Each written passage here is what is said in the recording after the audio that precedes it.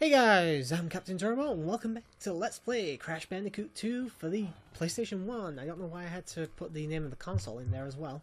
Anyway, we're back on the Crash 2, we're in the second warp room, and we're going to start things off here with a little bit of animal cruelty, because why not? Okay, anyone who's played this game knows this trick. Jump on Polar here a few times, I think about 10 times it is, and you'll get some extra lives. Not bad, Polar. Not bad at all, buddy. Alright, Snowbiz first.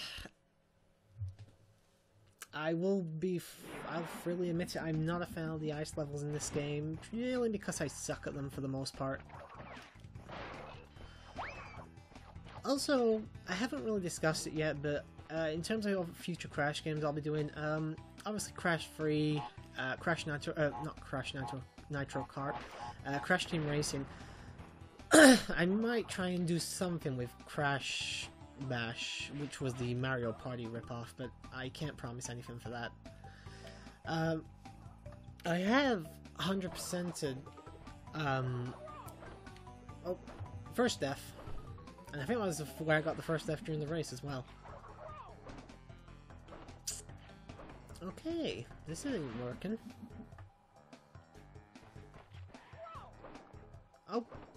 Okay, how do I kill you then?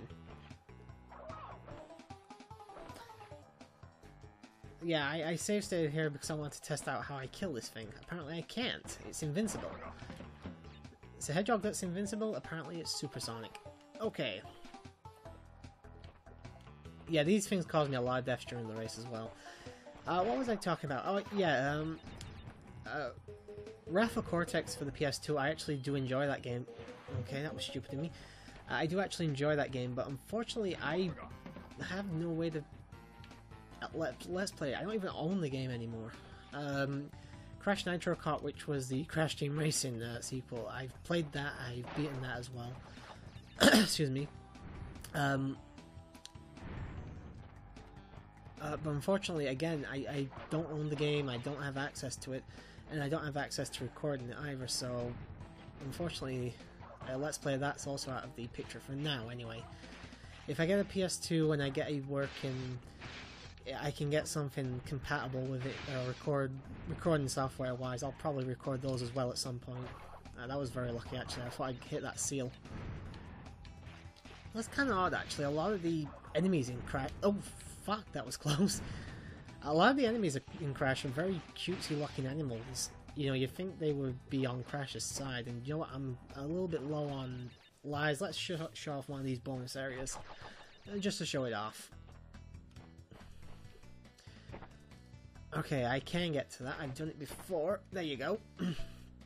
Yeah, doing the belly flop gives you a little bit more height at the end of your jump, so... Yeah, this one's gonna be a bitch as well. Come on. And now you can see why I'm not doing 100% yet. Fuck.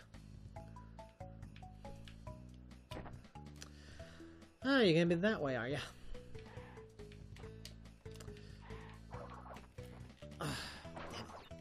Yes, got it.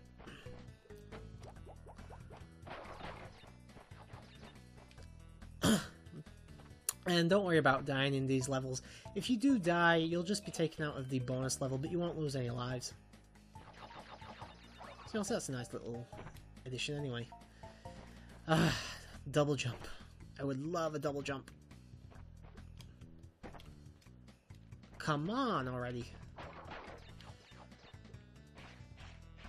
Alright, this is pretty tricky. Just get a decent distance from those. Unfortunately, I won't get whatever's inside them now. There we go. But in order to get the boxes in the bonus stage, because they do count towards your total for the gem, in order to get those, you've got to make sure you actually complete the bonus stage. And damn it, I missed the extra life. You know, so try to be careful. Also, parts of this are going to be roughly 15 or 20 minutes. If I go a little bit over or under, that's fine, but that's what I'm going to try and aim for anyway. That penguin just materialized in real life. That's how penguins are born, they just materialize and they're just suddenly there. You know, don't believe this egg shit you listen on, you learn about in school and stuff. No, they just appear out of thin air. Anyway, first stage down, and to be fair, that's actually one of the hardest stages in this warp room. Not the hardest, but one of. Alright, 6 down, 19 to go.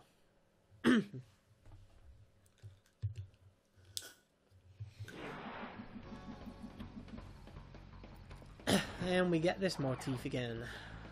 I actually like, okay, let's ignore that.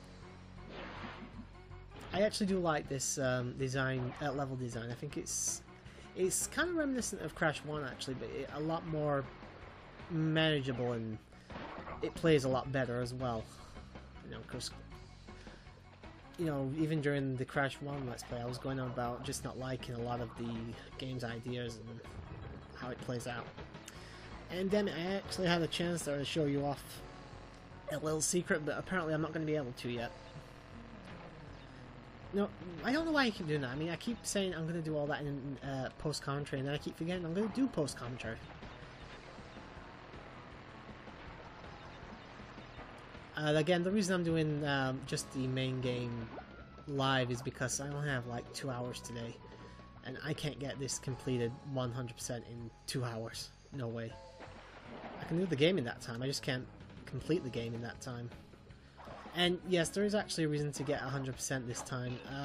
In Crash 1, if you remember, I complained about the fact that the reward for getting 100% wasn't really canon.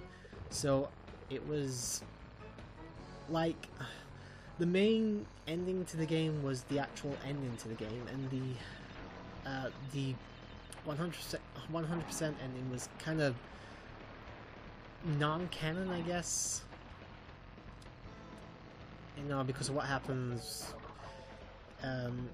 Crash lore-wise with Tawna, in that she dumps him for Pinstripe and all that. So the special ending was essentially non-canon, and that's the one you had to work so hard to get.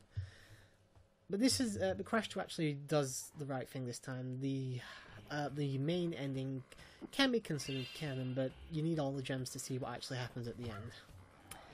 And now we're getting into the level, or at least one of the levels of why I am actually doing this post-commentary for everything, because I like these levels, but trying to get every box in these levels are a pain in the ass.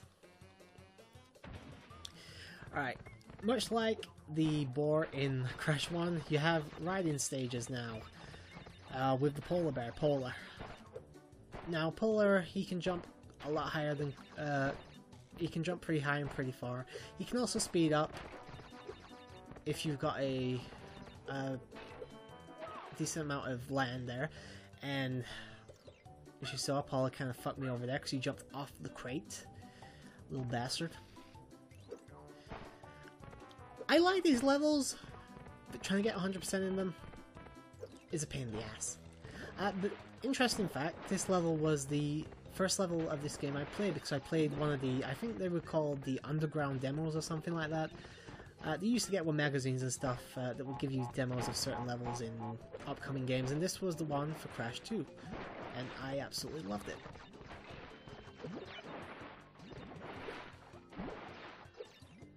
So yeah, I had plenty of experience with this level. I can do this level fairly well when I'm just doing a normal game. Trying to get 100% though is a pain in the ass. I do like, another little fact here, Crash 2 has a lot more death animations, and it's a lot more comical and a lot more humorous, and it works for Crash. Also, I recently saw the Crash Bandicoot cartoon intro that never took off. That was fucking weird. If you've never seen it, go on YouTube and try to find it. It's so weird to look at. Don't know why I'm doing this, but fuck it. Actually, I only missed a couple boxes there. As you can probably tell, because of the fact that you're constantly on the move, you have no bonus stages in the riding levels. Obviously, you can't exactly get off Polar and go into a bonus stage, so it makes sense. Alright, we've actually not doing too bad here. We've already done 3 levels, 2 left to go, and obviously the boss fight as well. And we've got our second boulder chase. Here we go. This one a little bit harder. Oh, that's not the best way to start. As I said, I think Crash and the boulder actually go roughly at the same speed. Crash might be a little bit faster. I'm not sure, but you can make enough mistakes here as long as you don't make too many that you'll never recover in time. You know, this isn't Crash 1 though. The boulder is not faster than you where you have to essentially be perfect. Only take that path there if you're going for all the boxes, otherwise you don't need to take it. Trying to do this with the analog stick though is not particularly working great. This definitely would be better off with the D-pad. Unfortunately I have the setup for the analog stick, so I'm not going to do that during the middle of the fucking chase, no way. I get a couple more one per through because it's an extra life right there.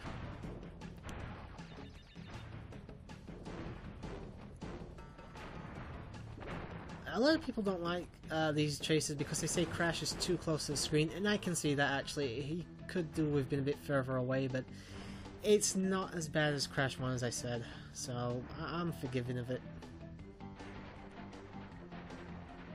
Oh, nearly fell into the bonus stage there. Let's see if there are any extra lives about. Apparently not. Fucking cheapskates.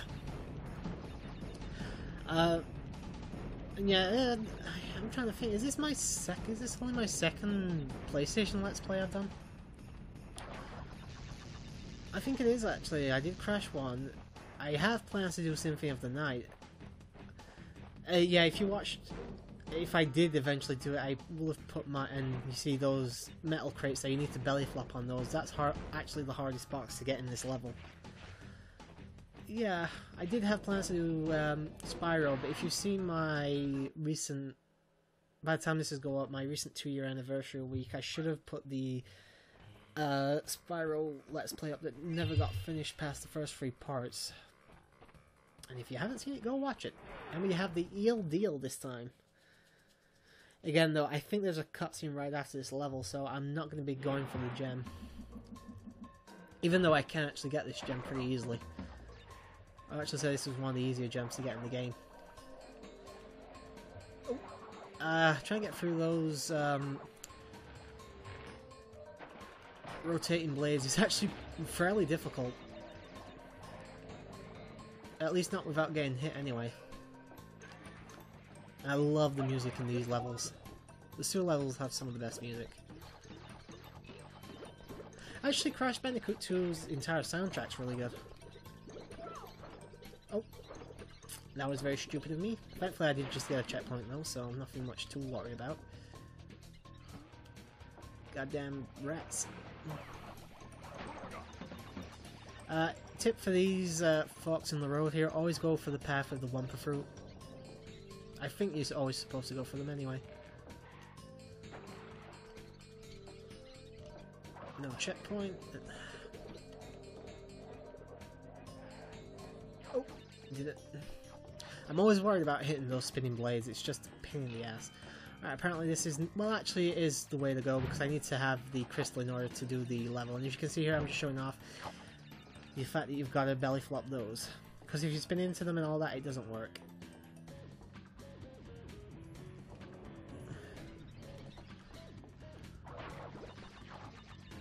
Some more Wumpa fruit, always good.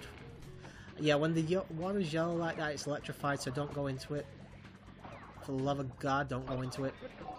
Oh fuck, I got hit. Oh, oof. Ooh, can't believe I managed to avoid that there. Any extra lives? Yeah, as you can see here, actually does nothing for these crates. Drop down.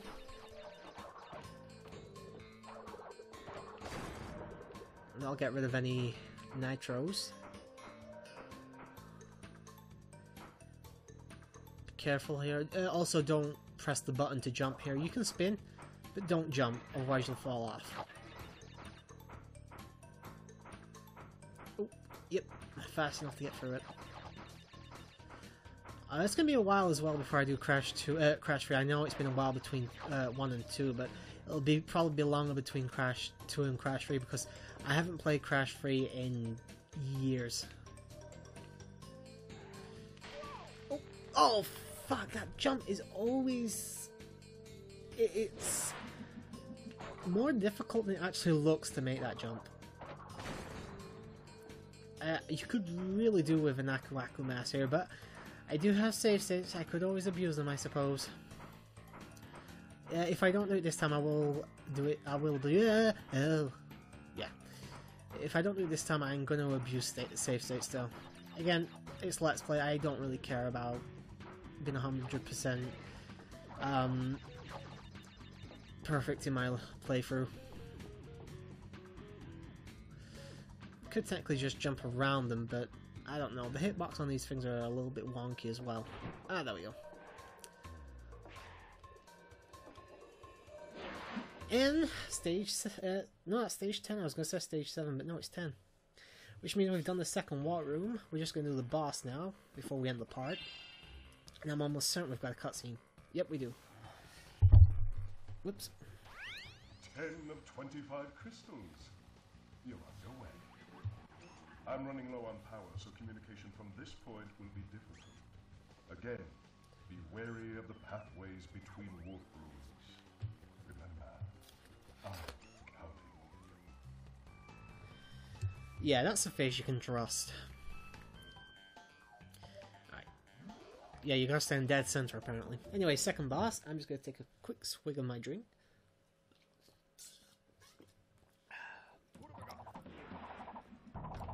And we get the Komodo brothers. Their one and only, well, technically one and only appearance. The Finn one does reappear in Crash Team Racing. I don't know if they appear again after that, though. Pretty simple, though. Just avoid the guy that's spinning around. The fat one will eventually start throwing... I'm not too sure what those knives are called, but he will eventually start throwing the knives. Or the swords, whatever they're supposed to be. Like this. He just keeps going in a circle, though. This is actually a very easy boss. As you can see, he will try and follow you, but he's not always going to work properly. 2 hits, 1 more to go.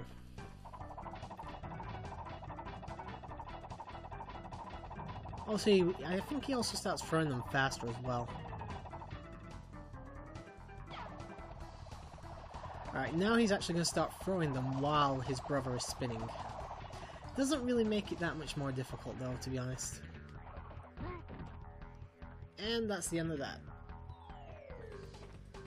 Pretty simple. None of the bosses in this game are that hard, to be honest though.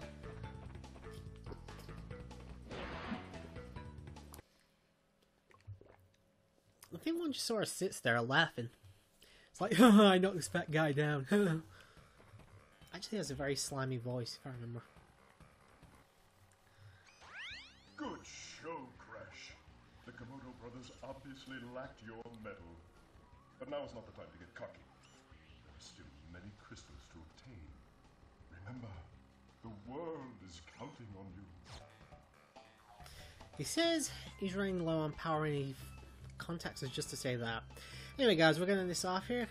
I hope you enjoyed this. I'll see you next time when we do the third warp room. But until then, have a good night.